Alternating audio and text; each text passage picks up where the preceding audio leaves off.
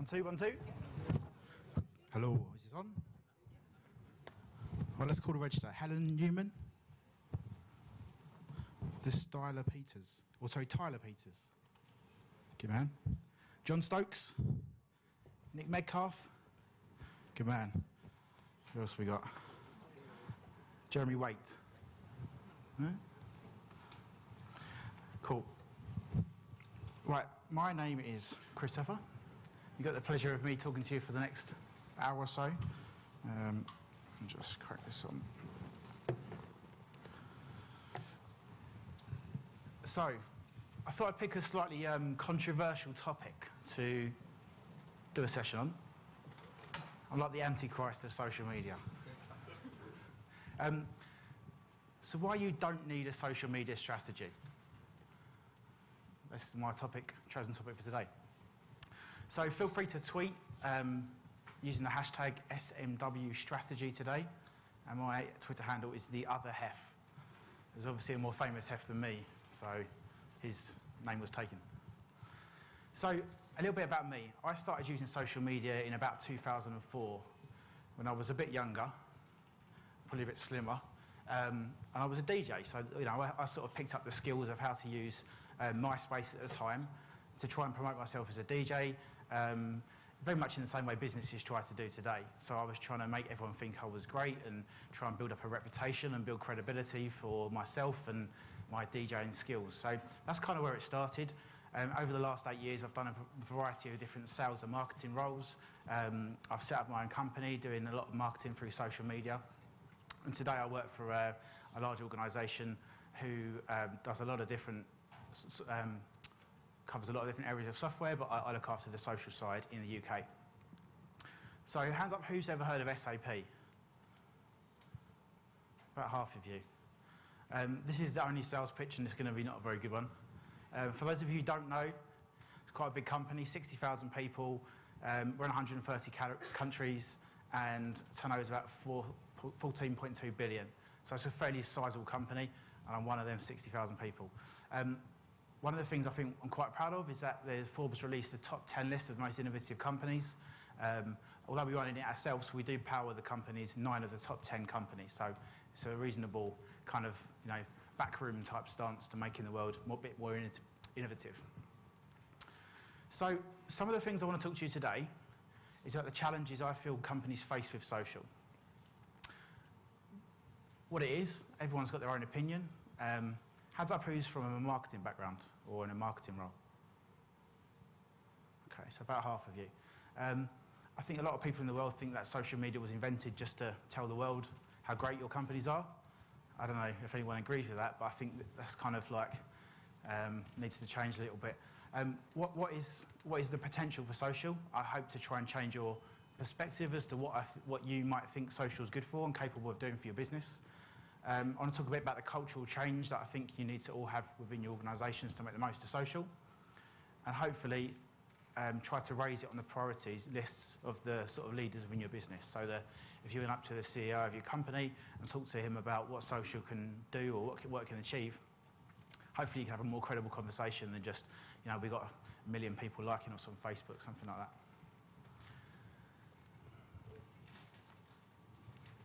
So part of what I want to talk to you today about is some terminology that sort of everyone uses, and I want to kind of give you my take on these words. So first of all, I have a minute's silence for the term social media. There's a guy called Gary Vaynerchuk, fairly well-known guy, does a lot of speaking in the world of social media, and he kind of come up with this idea that's just a term to describe the current state of the internet. It's nothing more than just the next evolution of Web 2.0 or whatever else it's going to be called. Fast forward 10 years and it'll probably be called something else. So to me, the term social media, all it means is it gives people the idea that the only good it's for is sharing what you had for breakfast on Twitter or tagging your mates in a drunken photo on Facebook. There's obviously a whole lot more to it than that, or still you guys wouldn't be here today. So my sort of prediction is that the term social media will die at some point fairly soon. Until then, I'll carry on using it, because if I call it something else, no one will know what I'm talking about. So for now, we'll call it social media. So So I want to give you my definition of what social media is and why it's important. So if you look at some of the big revolutions in the way that media is used throughout the last few hundred years, there's been 4 fundamental changes in the way media is produced. So we've got the printing press, the telephone, recorded sound and broadcast media. And then along come our friends, the internet. The fundamental change in terms of what the internet does in comparison to the other ones is that the same piece of equipment you use to consume the content is also the same piece of equipment you use to create it. So it's just like the internet turning into a broadcast studio, the record turning into a guitar, the telephone turning into a radio, and the newspaper turning into a printer. So the same piece of equipment, all of your smartphones, all of your computers, all of your tablets, not only can you consume information on social networks, you can actually create the content to put out there, which fundamentally gives a lot more power to the person who's consuming the information, because they don't just sit there and absorb what the TV channels are producing, or whatever the radios are saying, or whatever the journalists in the national newspapers are saying. Everyone's got a voice. Obviously, all of those medias are now consumed through the internet. So you don't necessarily need to have a printing press to be able to read a newspaper. You don't need to have a telephone to make phone calls and etc. So the term social media, I feel the word media will fairly soon disappear, and it will start to become social business in terms of the way that companies use social and what it's all about. I think eventually, I don't know exactly how long, but eventually I feel the word social will disappear, and it will just become the way that everyone does business. It's not just going to be Facebook, it's not just going to be Twitter. You never know if Facebook might disappear in the same way that MySpace has disappeared. Probably in the wrong place to say that, but my opinion is if they carry on doing their mobile adverts into my stream on my mobile app, I'm not going to be checking it as regularly, and therefore not going to be playing a part in their empire. So I want to give you a story as to what I feel social is and how you can potentially explain it to the people within your organisation.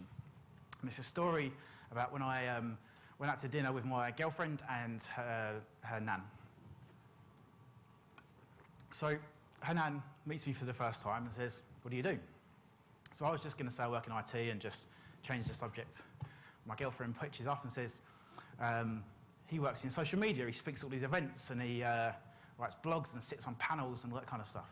So she goes, "What's social media?" So I had to think of a way of trying to describe to her what I thought social media was. She obviously doesn't know what Facebook is, she doesn't even use a computer.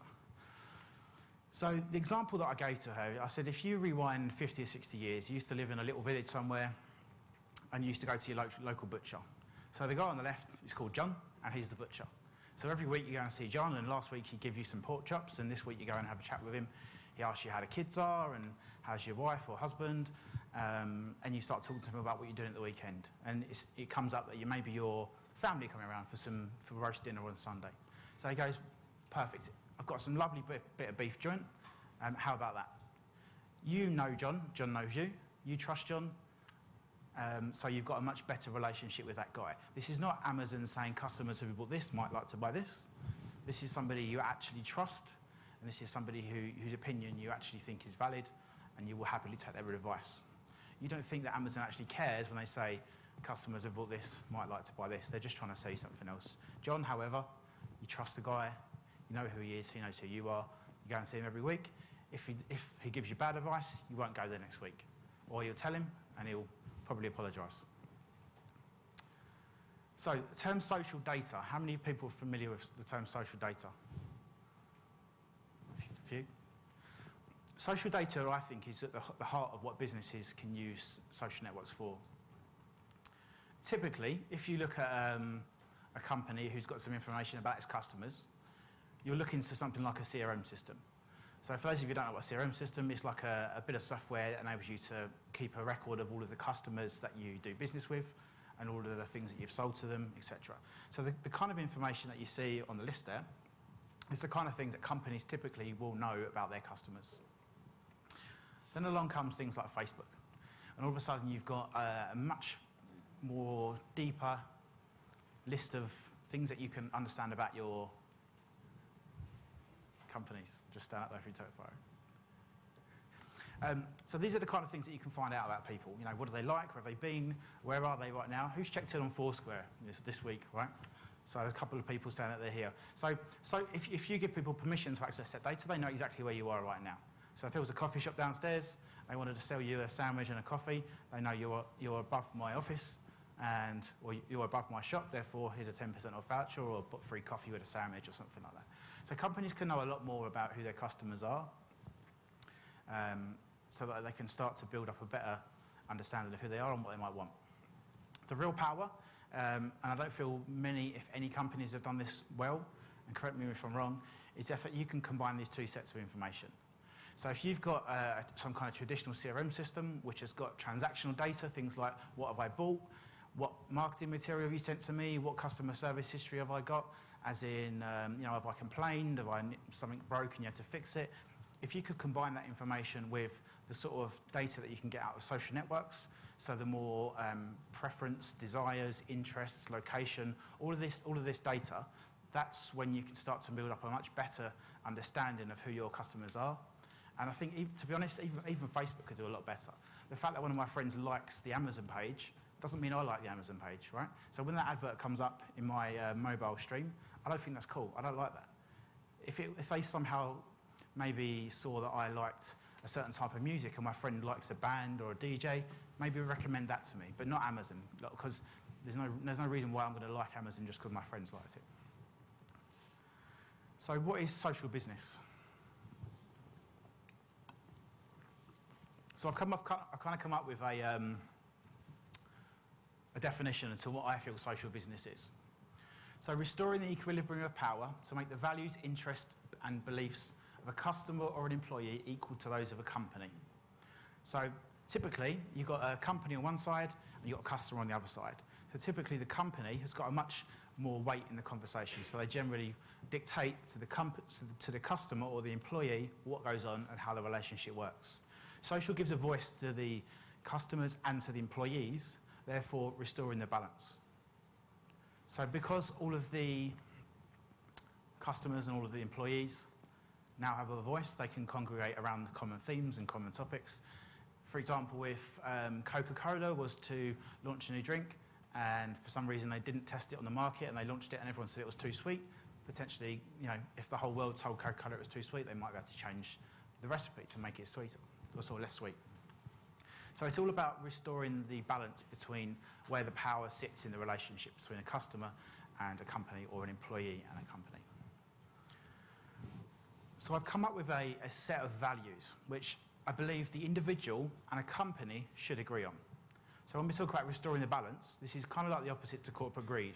So all of your CEOs who've got shareholders who are trying to screw as much money out of their customers to deliver some value back to their shareholders, this is kind of the opposite to what they're trying to achieve. A little bit controversial perhaps, but there's a set of values which I believe could be the foundation of everyone's business. So rather than trying to get the most money out of your customers, you try to aim for a fair price. So a company wants to try and get the highest price as possible, and the customer wants to get the lowest price possible. So it's about where do we meet in the middle so that we're both happy. The company stays in business because it makes enough money, and the customer's happy to buy whatever it is because it's for a fair price. We talk about lifetime value.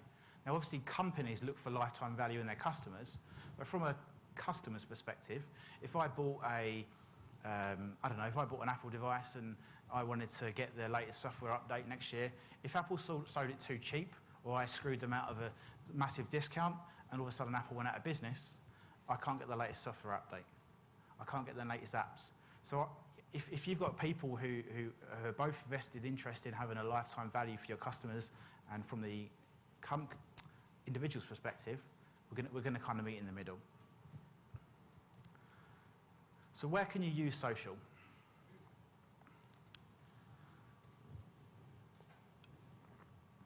I think that social usage is probably about 10%, that's probably being generous, of where it could be, in terms of what are we doing that's very good with it. So typically you probably look to your marketing departments. For those of you in a marketing department, you've probably got people telling you, let's, tell the world how great we are. This is why you should buy our products. It's not a disruptive channel in the same way that TV and press and all those kind of things are. It's very different. So although marketing is probably the first department that kind of jumps on social media, there's probably a long way to go in marketing as well. The next department that probably is more kind of getting involved is customer service. So I've got a problem with my laptop. I tweet, you know, in this case, Lenovo, and say I've got a problem with the battery, and then maybe someone from the customer service team might come back to me and try and help me fix my problem. Again, I don't feel that that's a very scalable way of doing it, because if you was, I don't know, BT and 10 million people tweeted you, there's no way in the world you'd be able to respond to those kind of, that kind of level of tweets. I think the future in customer service is much more around peer-to-peer support. So the people like, you know, your Lithiums of the world who offer the ability for our customers to help other customers. So me as a customer, if I've got a problem with my iPad, I could go onto the Apple community forum, ask a question, hopefully someone else has had that question, and maybe has asked it before, so the answer is already there. Or if not, then hopefully someone else might be able to come to my rescue and help me set up the email functionality or whatever it is that I'm having trouble with. giffgaff.com, for any of you who don't know, is a very good example of how that business model can work. So that's giffgaff.com. It's well worth checking out if you haven't heard of that. So product development. So typically, companies do a little bit of market research to try to figure out whether people are going to buy their products. But if they was to start with their customers getting involved at the inception of the ideas, then potentially we're reducing the risk of failure of the product when we launch it. So if you ask your customers what you actually want and get them involved in maybe crowdsourcing the features for the new iPad or the new iPhone, you'd actually be creating a product that you already know customers actually want to buy. So rather than thinking this would be cool, let's make it and see if anyone wants to buy it, why don't we just ask people what they want to buy and then make it? Some people are doing it a little bit, but I think there's still a lot of room to do that a lot better. Supply chain is probably something which not many people think about, but I know at my company we're looking at ways in which we can help try to predict the supply chain issues. If you've never had anything to do with supply chain, somebody like I don't know, Coca-Cola or whatever, they launch a new product, and all of a sudden they've got a forecasted supply to make sure there's always, you know, shelves stocked with cans of Coke Zero or whatever. So if you was to use social data in terms of trying to figure out who's talking about your product, who likes it, whereabouts they're located, you can start to understand who wants it and whereabouts you might want to send more stock, rather than just guessing. Funding. People like Kickstarter, very good about trying to find other ways of funding your business. So if you're a startup or you know, you're looking for some kind of investment, there's ways in which you can crowdsource the funding, again using social.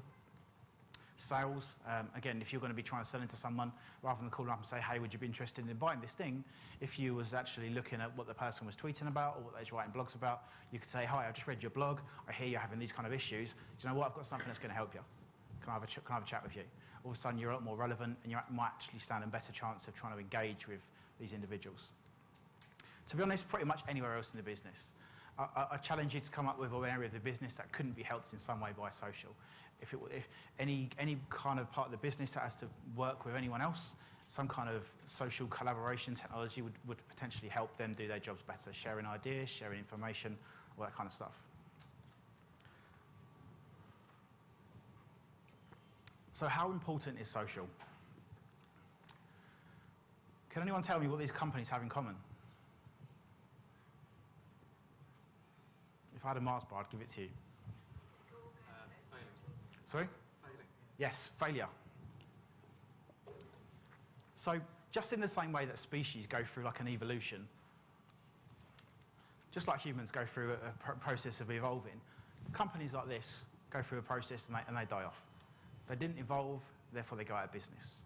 So when you ask the question, how important is social, ask these guys. They didn't do very well.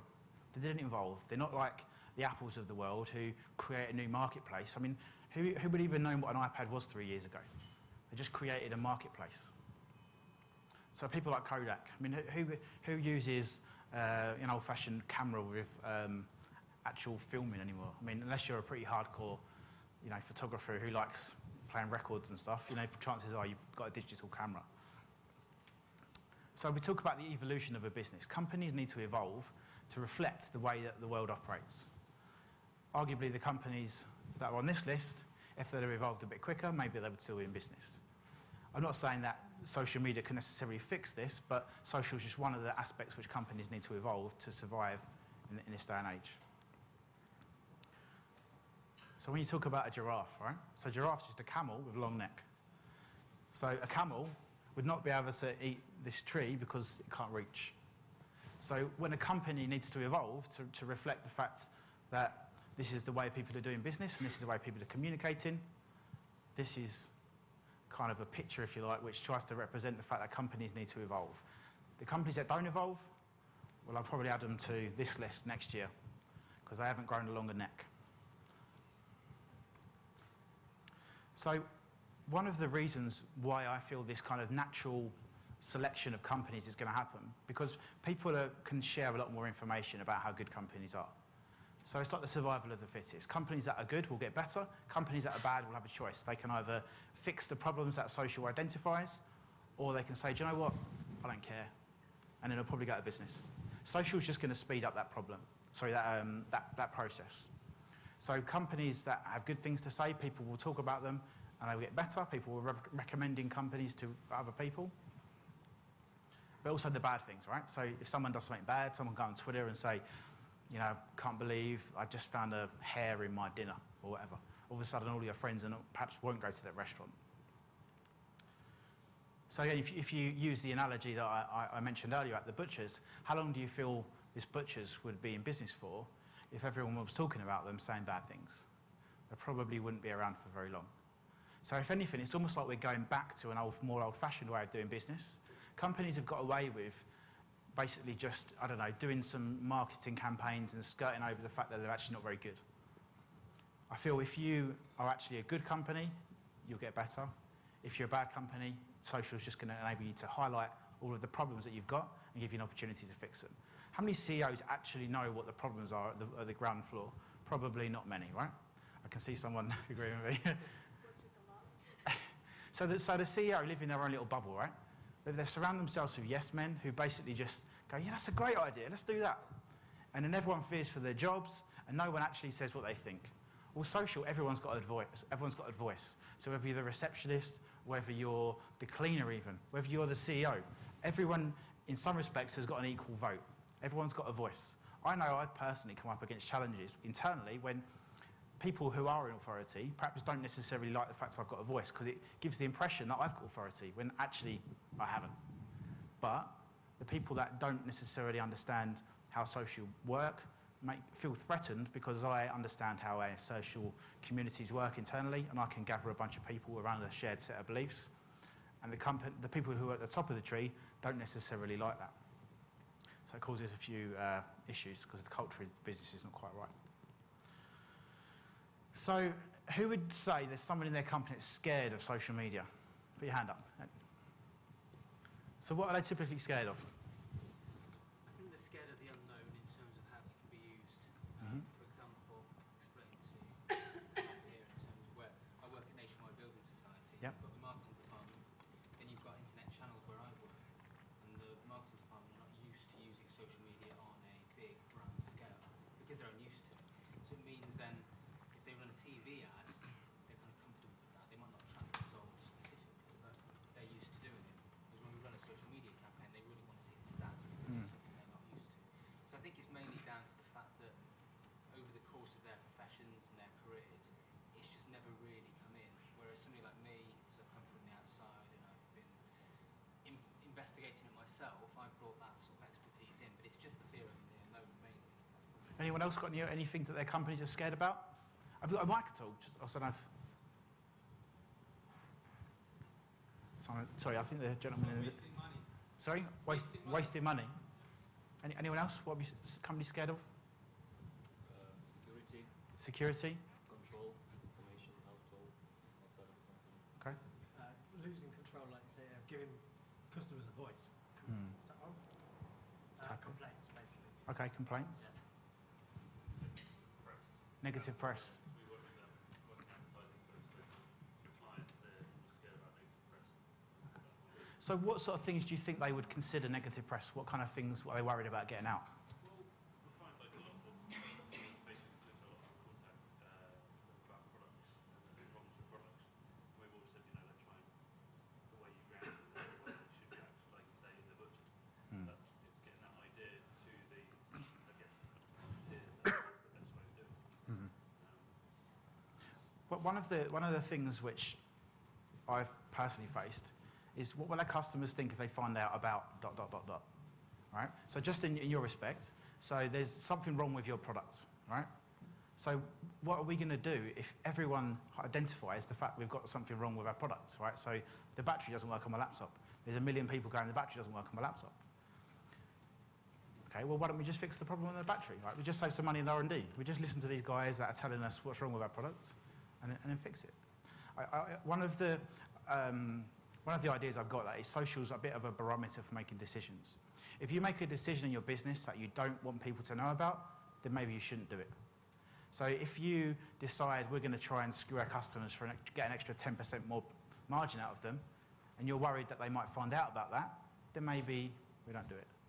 There was an example, I don't know how long ago, but there was a car manufacturer who identified there was a problem with their fuel tanks. I don't know if someone can maybe fill me in what the name of the company was, but there was someone who identified a problem with a fuel tank. And I thought, well, we can either redesign the fuel tank, or we can just pay off a bunch of lawsuits for the people that die. Does that ring any bells to anyone? Yeah, it was cheaper for them to do the lawsuits, wasn't Ford. So, Ford, I thought, right, instead of spending, I don't know, whatever it was, to fix the fuel tanks, they're just going to pay off a bunch of people. This was quite a while ago. This wasn't like last week or anything.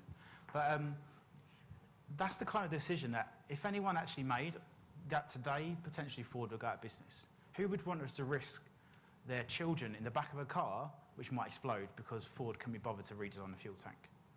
So these are the kind of decisions that if people make them in their business and they're worried about what might get out, then maybe you shouldn't do that thing. So if you use that as a kind of barometer as to how you should make a decision, think about if I told my customers how I'm getting to this conclusion to make this offer to you or make this decision, and you think your customers wouldn't like the truth, then maybe you shouldn't do it.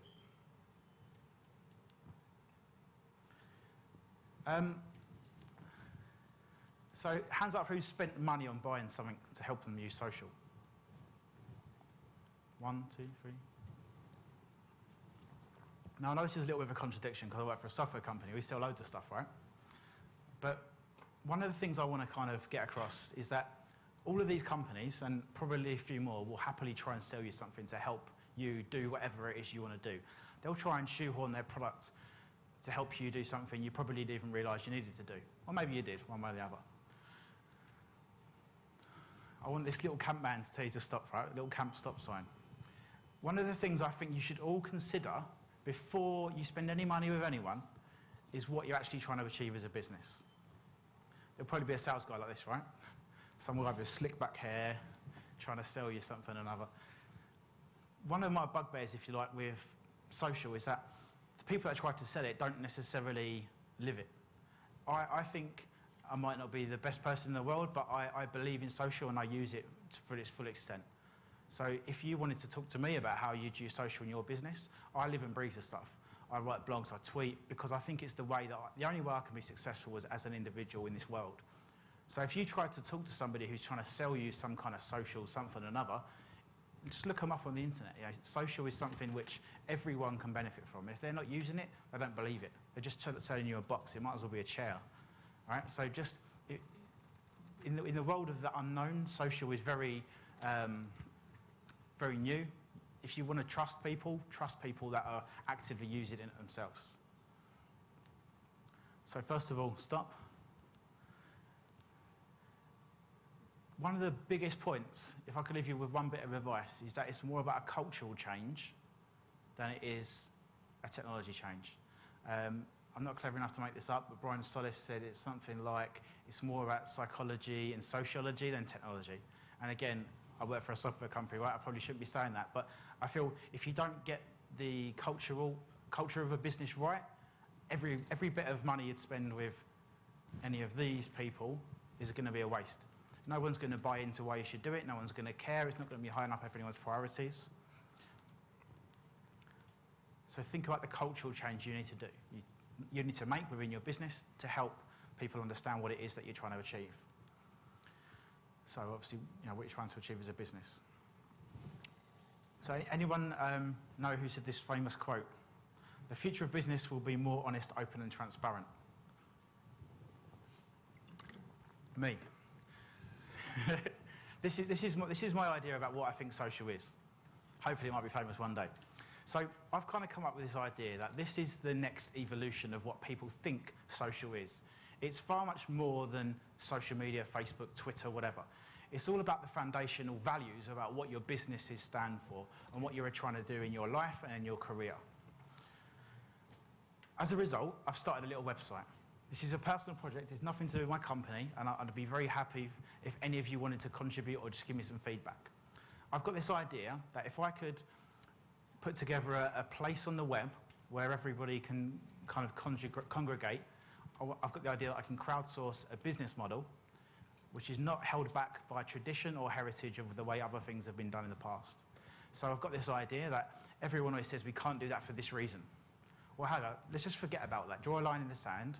This is theoretical. This is not necessarily saying you've got to do it. But if there was a place where everyone can come together and say, in an ideal world, this is the way it would look.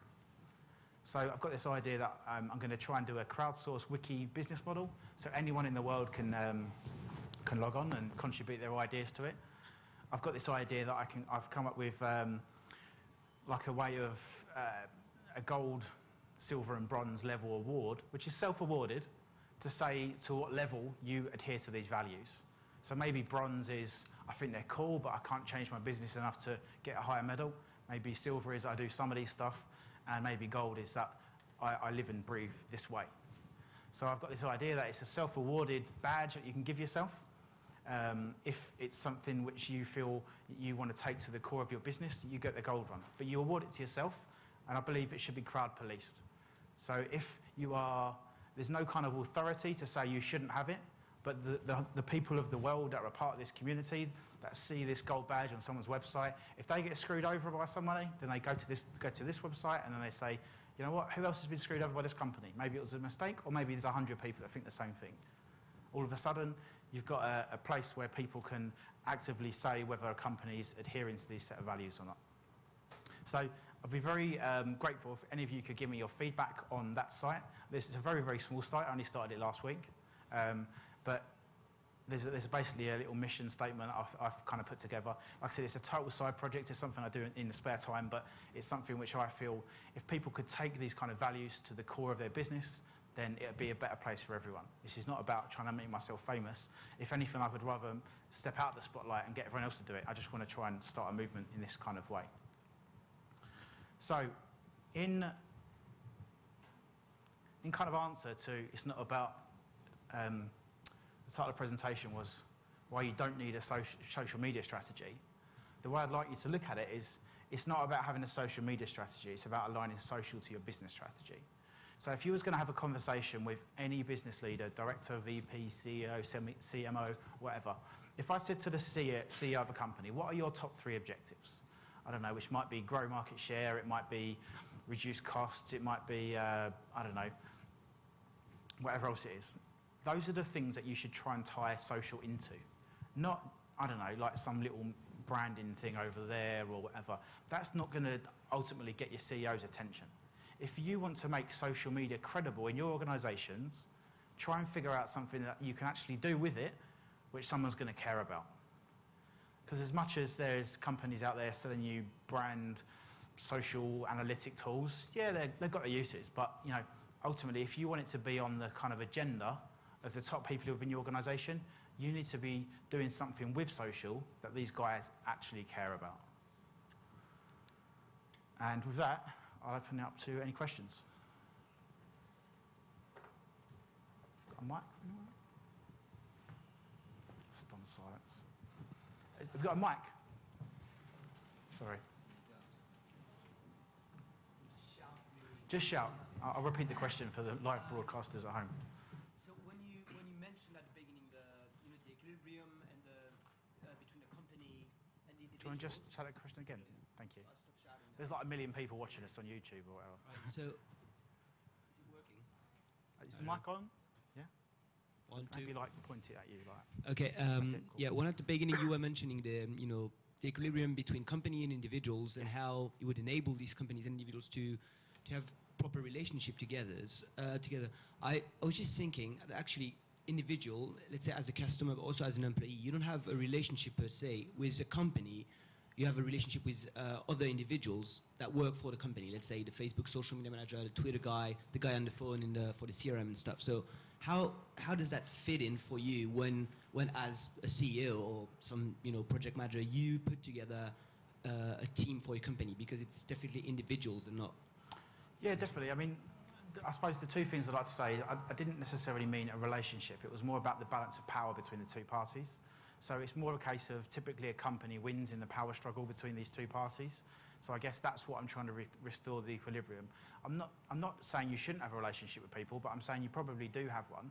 But typically your boss has probably got more power than you have, and the company's got more power than the employee, and the company's got more power than the individual that's buying their services.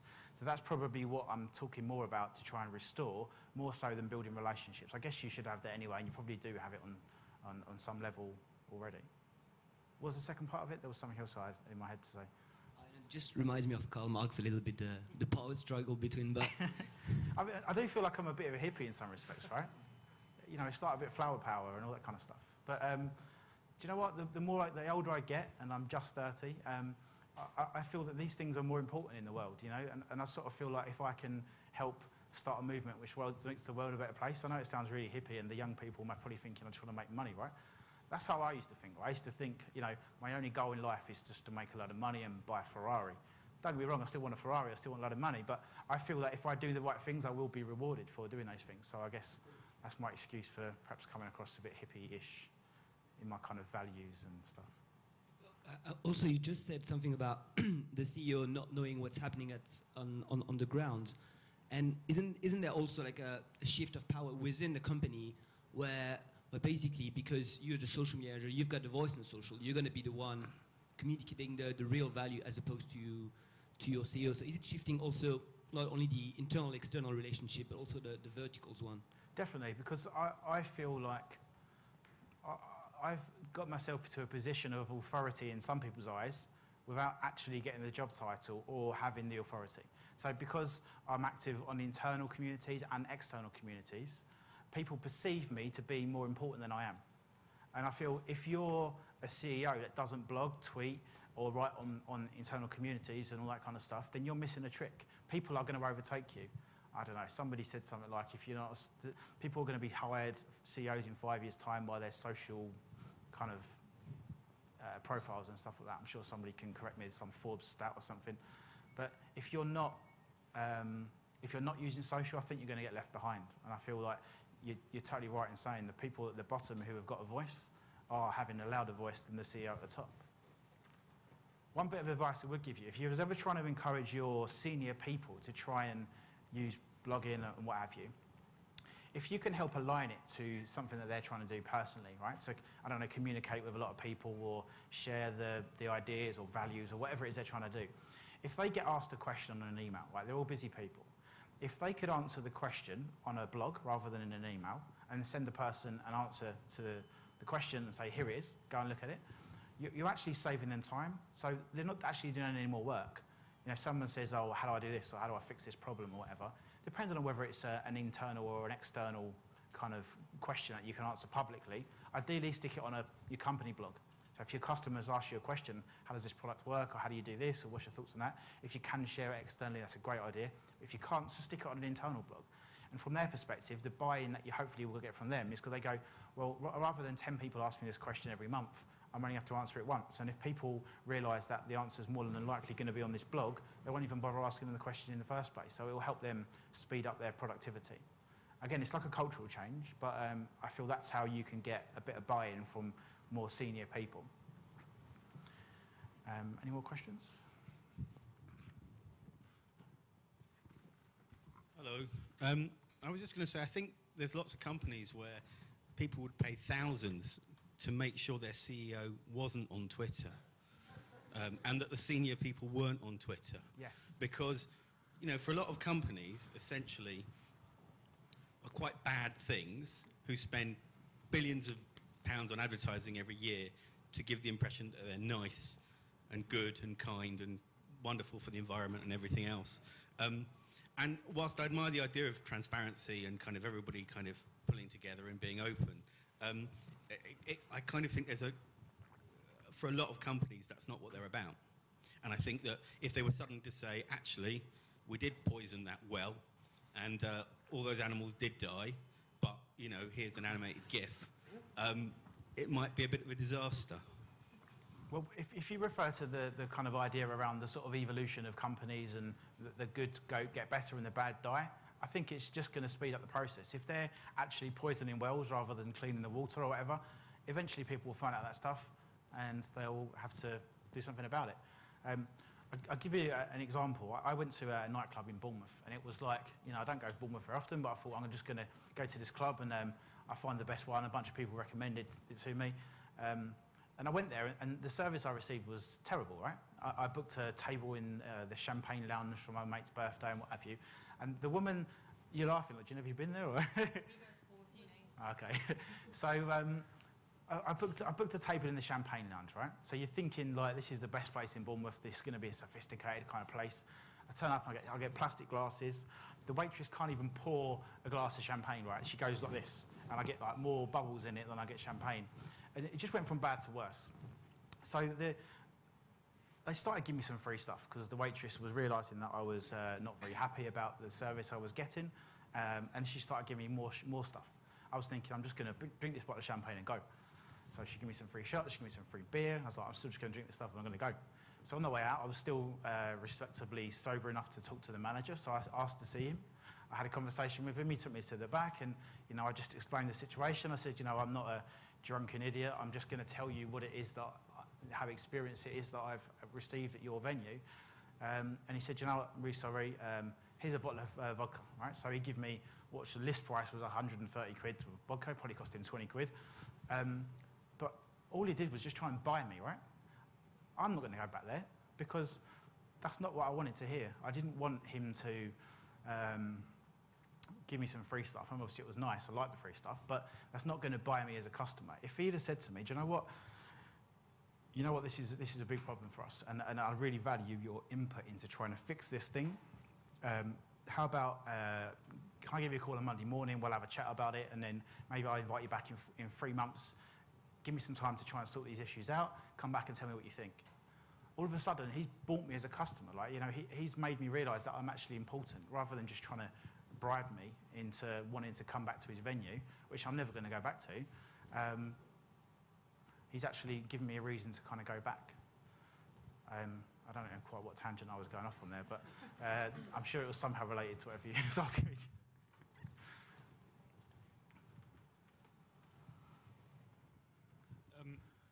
Earlier this year, the O2 obviously lost a lot of signal coverage for a day or two. They reacted in a very, what would be seen in like an old school kind of way, quite in an aggressive kind of quite personal way, where they mimicked people's tone of voice on their tweets and replied to them in that same voice. We're using that as a really good idea of actually how you engage with, you know, your customers, and, you know, the fact they were getting abuse and they're actually replying to people has actually gotten so much press coverage that it turned the bad thing into a good thing. And have you seen anywhere else where, you know, the way people react and the way companies react in such a personal way has actually seen the negative become really positive? I wouldn't say I've seen many examples of it, but I think it could. I mean, you could pretty much turn any kind of PR disaster into a positive, right? I think any customer who hates you is passionate about you, and if you could show them that you care about fixing that problem and publicly do that, you know, if they tweet about you and you reply publicly and say what you're going to do to fix it, or, I don't know, write a blog about it and say, tell me more about your problem and this is what we're going to do to fix it. I don't really see that there's pretty much anything that you could do. I'm sure there is, someone could think of something you could do that you couldn't fix, but most things that you do by mistake or you do that's wrong, if you publicly fix it, you're actually going to buy more customer loyalty and more respect and all of them good things that you need to get from customers. So I think in the long run, I think everything should be done internally. You know, again, I've had similar experiences where You know, I've done things either internal forums or writing blogs. One of them was about O2. But people try to fix it privately. And I think to some respects, the damage is already done, right? If you try and sweep it under the carpet or whatever, you're not going to do anything to help it. If you can publicly fix that problem or show people that you care or whatever else it is, you're actually going to do a much better job than just trying to delete it or cover it up or whatever. I feel like, you know, challenge me with one later on it, but there's pretty much most things that you could do in business. If you did it wrong, somehow fix it publicly, admit that you're wrong, this is what we're doing to fix it, it won't happen again. You know, I think that would probably buy a lot of respect from a lot of people. Any more questions?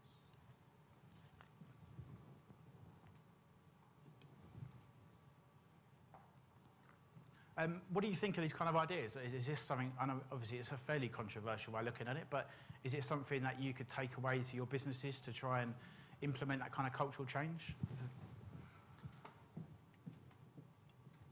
This is a bit of a test bed for me. Like, you know, I obviously write blogs and stuff, but it's cool to actually meet people in real life and ask you what you think. I personally buy into it, and I work with sort of SMEs trying to instill a social business model with them. And they're still very much in the mindset of marketing. Social media, it's marketing. You give them the idea that, well, can you reduce costs with recruitment? Can you use it for customer service? These sorts of things. People aren't buying into it. Because I think, well, with the SMEs, with the particularly, you know, the medium-sized businesses, they're very old school. And I just wondered if you had any ideas about how you can instill from the external, because I'm not within the company. They've come to me as an agency, basically saying, we want to do social, we want to do Facebook, is the sort of thing that they're saying. So how can you go to them and say, yeah, we can do that, but think about the bigger picture. Think about how you can become the social business. So one of the ways I would say you could look at it is if somebody said to you, you know, what's your telephone strategy? Well, we just need a telephone, right? We need people going to call us and whatever. I guess if you was going to sell someone a telephone, you'd have to tell them why you need a telephone. And I think with social, it's no different. You know, you need to figure out what are they coming to you to do. If they say, can you help us use social, but they don't give you any real objectives that they're trying to achieve, then push back at them and say, do you know what, unless you, maybe you can help them figure out what they are, but ultimately ask them what their objectives are as a business. Forget social, like just for a second, forget that you're not even talking to them about that. Just ask, you know, the highest person you can get to talk to, what are your company objectives?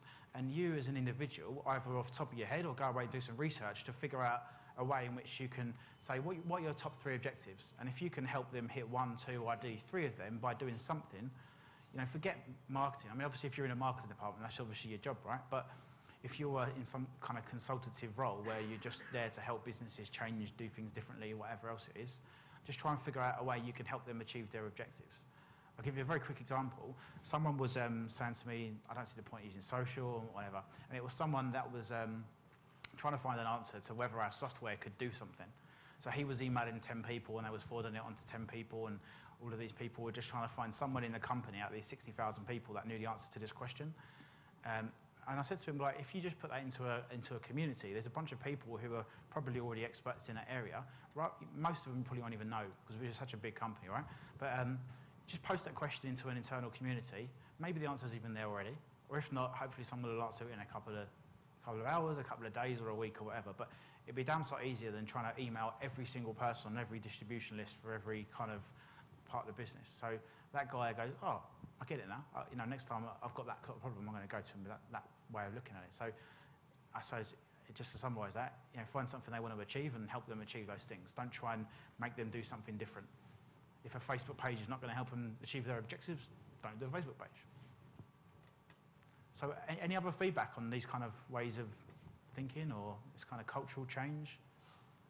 So, gentleman at the back.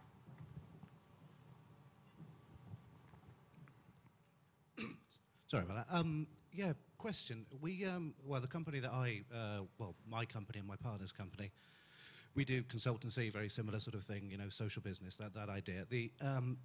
We work with education a lot.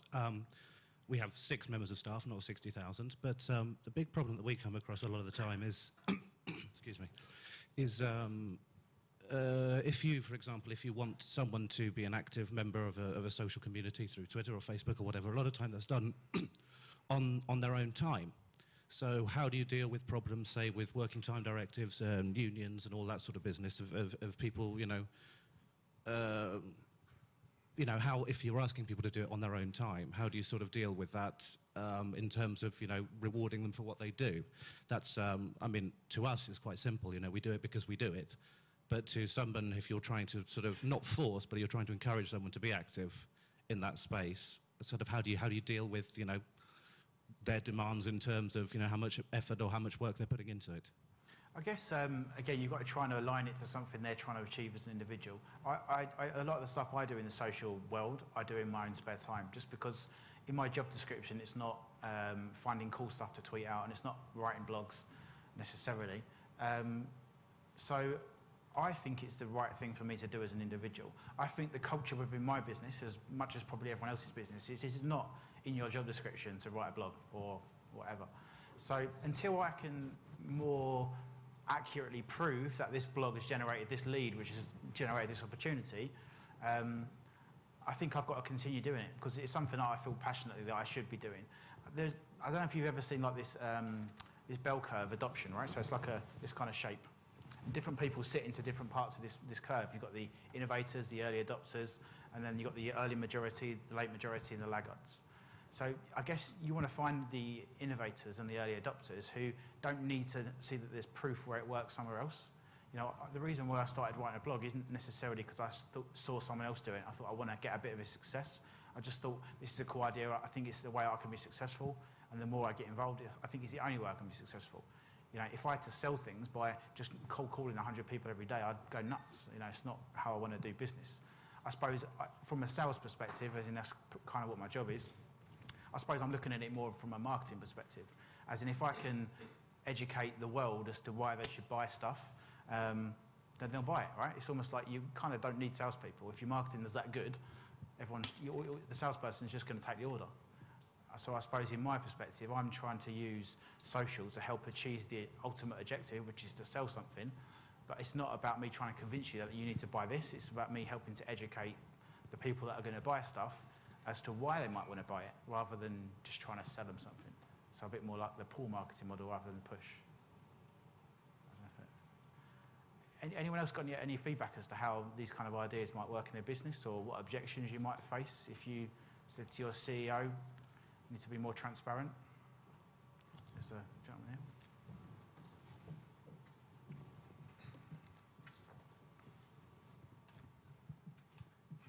Hello?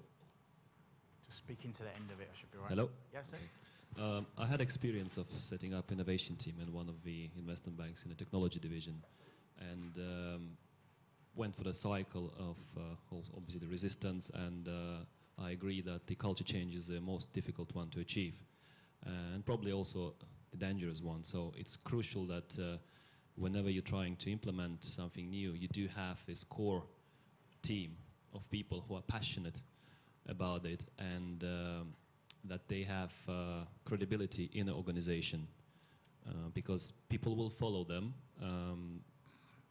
they will learn from them, and it's just much less resistance, and rather than being really a hard push, working with a lot of resistance, you would rather see kind of more quick wins, and the good news will spread quicker and create followers. So, and it's also crucial to have some of the senior people. So one of the things we've done, tried to implement sort of like internal Twitter. There are a lot of senior people who are directors and MDs with massive experience in the industry, but they are not visible, and their experience is not visible to all the corners of organization. So bringing them on some of these internal networks creates a massive traction, and it's just amazing. You can see how it spikes up, and obviously the benefit for the community is there, but also these people with the experience, they get credibility in organization, and I think in the long term it's important because they become even better at the team building and achieving larger goals. So that's my experience. I would say bring these core people, look for them in organization, ask people around who is really evangelist of a certain area, help to integrate these tools into the areas where they work, and I'm sure you'll succeed. On that subject, my final piece of advice to you is there's a guy called Simon Sinek who did a very inspiring TED talk about leadership, and one of the things that he spoke about was that leaders should be leading because other people want to follow them rather than because they're in a position of authority. So I think, you know, social gives you an opportunity to be a leader without necessarily being in a position of authority. So you create an idea or something and other people want to be a part of what it is that you're trying to achieve, rather than you being a leader because you get paid more and you've got a fancy schmancy job title. The video, if you go to chrisheffer.com/inspire, that TED talk is the top video on that. And there's another video on there about how to create a movement. And it's more about trying to get other people to follow you more than it is about, you know, you standing and shouting loudly about what it is. There's this cool video about someone dancing and other idiots coming in and dancing with him. I'm going to hang around for a bit. If anyone's got any more questions, I'm more than happy to answer them. If all of these kind of ideas are interesting to you, then I write them all down on chrisheffer.com and I tweet them all out when I write new blogs. So if you want to know whatever I come up with next year or next month or next week, follow my blog, follow me on Twitter, and I'll share more ideas. I kind of hope that everyone, if they all work together, we can come up with all of these cool ideas about how the world's going to work and all that kind of stuff.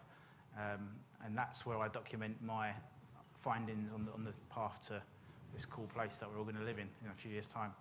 So thanks for your time today, guys, and thanks for coming.